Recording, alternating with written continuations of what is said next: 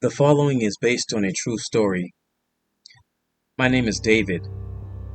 I'm a merchandiser for Pepsi. I met my ex-girlfriend while filling in for another associate on a different route. Let's call her Sarah. Sarah has 4 sons, one of which lives with her. I'll call him Alex for the story. Alex didn't like me, and I wasn't too fond of him either. When she and I first started dating, Alex was adamant about me starting up a Cash App account with certain instructions that he would text to me. The instructions that he sent to my phone were sketchy and obviously a scam, but I also felt that it was weird for his mom to give him my phone number to text me, which I didn't tell her to do. I ignored all of this since Sarah told me that she was having a hard time finding a ride to work since her car wasn't running at all at the time and her son wasn't helping her out with anything. He may have been on probation or house arrest, but neither was confirmed. Anyways, this happened a little over 3 years ago. I was about to clock out from work. I called Sarah on video chat and asked her if she needed anything from Walmart. She told me no, and that she would be ready when I arrived at her place, because we agreed to meet later that day. I clocked out for the day and drove the 15 to 20 minutes to get to her place. She didn't live far from where I lived. Sarah lived in a mobile home park. I remember driving into the park and passing by a group of 4 young African American men. They looked to be somewhere in their late 20s or early 30s.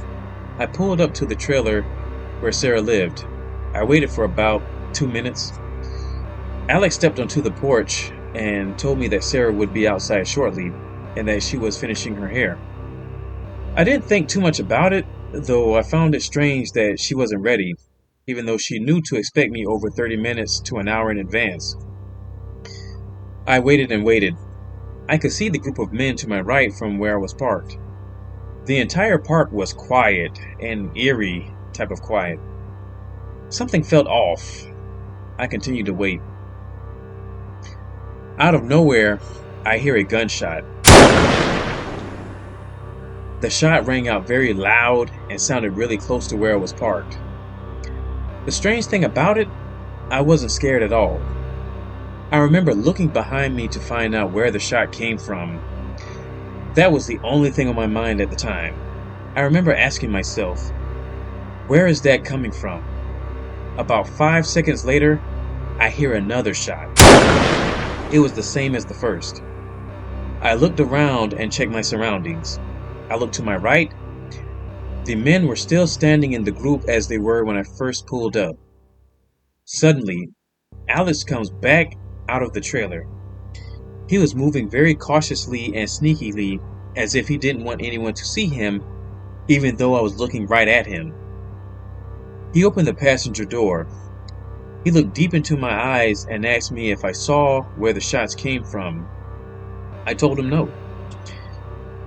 He continued to stare deep into my eyes as if to see if he could sense the slightest hint of fear inside of me. At that moment, I felt a deep sense of personal hatred for him that I can't explain. He walked back towards the porch. He stopped and faced the men from afar. He asked them if they saw the person who let off the shots and what direction they went in. He positioned his right hand like a gun while he was talking to them. They told him no and pretended not to know what was going on. Alex walked back inside. Sarah finally came outside. The first thing I noticed when she stepped outside was the fact that she had a huge smirk on her face, as if she was about to burst out laughing at any moment. She stared at the group of men as she entered the vehicle. I started the car and we drove off. I asked her about the gunshots and if she heard what happened. She told me that she heard the gunshots, but that her son told her that someone in a car, and I quote, started shooting and then dipped off. She was very nonchalant about the situation. I began thinking to myself, who fired those shots? Why didn't anyone run or panic? Why did the group of men stand still when the shots rang out? Why didn't Sarah come running outside to see if I was okay? Why wasn't her son panicking? Suddenly, Something hit me. Sarah and her son were in on this, with her son possibly being the gunman. Why would they do this? Possibly because her son kept trying to scam me with the whole Cash App trick that I never fell for, and also the fact that I've never given Sarah any money. They were both angry that I wasn't giving them any money, even though her son is a full-grown man. As we pulled out of the mobile home park, Sarah tells me that she wanted to stop by McDonald's because she was hungry. I started to say no and try to find a way to get her out of my vehicle since I realized what was taking place. But I agreed and took her to McDonald's to keep the drive safe and fool her into thinking that I didn't know what was happening, which would guarantee a safe exit away from her. Her job was about 35 minutes away. The drive was very awkward and uncomfortable, given what just happened. I caught Sarah staring at me a few times in the corner of my eyes as we drove. That freaked me out a little, and further cemented the fact that she was in on everything. She began speaking. "You know, I really think my son is capable of taking someone's life." She stopped and looked at me again to gauge my reaction. "Is that so?" I replied. "What would make you say that?" I continued. "He came close to hurting someone when we lived in New Jersey. He could have killed him if he wanted to, but he didn't. He just damaged one of the man's eyes," Sarah said. "That's something else," I said, trying to pretend to focus on the road. I suddenly remembered how Sarah once told me that she tried to unalive herself and was sent to a psych ward in her teen years because of that. She would make references towards killing people and leaving them in the woods in the past, but I would just ignore it. We finally got to Sarah's job. As soon as she got out of the car, she turns and looks in at me. She says, "We probably can't talk any tonight because I forgot my charger at home and my phone is about to die." Me, pretending to freak out, said, "What? We can't talk at all tonight?" to further throw her off and make her think that I was oblivious to what was happening. She held her ground by saying, "No, we won't be able to talk. I don't have a way to charge my phone." She had another smirk on her face as if she was about to laugh.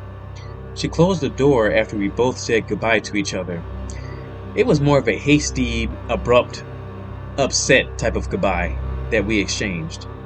As I drove off, I came to the conclusion that I did not want Sarah in my life anymore, and that I was going to block her from all social media after that night.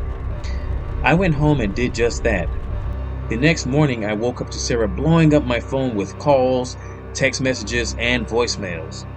She was basically just saying that she needed a ride to work, how she was going to get to work, and the fact that I knew that her phone was dead and that she didn't have a charger. She had one of her associates message me on Facebook Messenger and text my phone number. Sarah's friend was asking why I ghosted her and that sort of thing. I blocked her friend on Facebook. Weeks passed and that situation couldn't leave my mind. I told my friends and family about the situation. They all told me to leave Sarah alone and not contact her anymore at all for anything. She kept crossing my mind. I wanted to find out why. I unblocked Sarah on Facebook and messaged her a simple, "Hello, what's up?" I was immediately greeted with, "Oh, nothing. Just over here trying to find out how to get away with murder. I'm going to kill you," and whatever else she said. Needless to say, I blocked Sarah again. Years passed, and I started seeing Sarah in public again. The crazy thing about it, I see her with someone now. A guy, possibly a new boyfriend.